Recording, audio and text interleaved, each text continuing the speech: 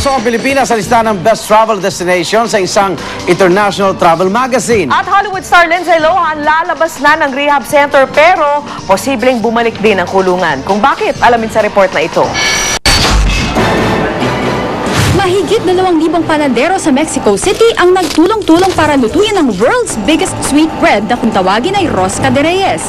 Ang resulta, tinapay na mahigit 2,000 talampakan sa haba at mahigit 9,000 kilo sa bigat.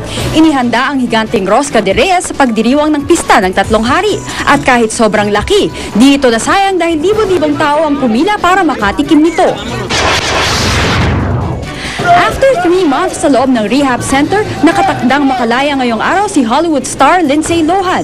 Gayunman, may problema pa rin. Patuloy kasing iniimbestigahan ng aktres sa kasong pananakit umano sa isang rehab worker na pwede niyang ika-back to jail. Mahigit 3 taon ng pabalik-balik ng rehab at reha si Lindsay dahil sa drunk driving. Matapos ang kontrobersya sa dapat sana'y bagong slogan na Pilipinas kay ganda, off to a good start naman ang Philippine tourism ngayong bagong taon. Sa listahan kasi ng 2011 Best Go-To Places ng International Digital Travel Magazine na Lonely Planet, pasok ang Pilipinas bilang number 6 Best Value Destination.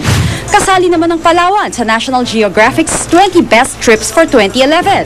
Special mention ang natural wonders ng Puerto Princesa tulad ng mga beach at coral reefs.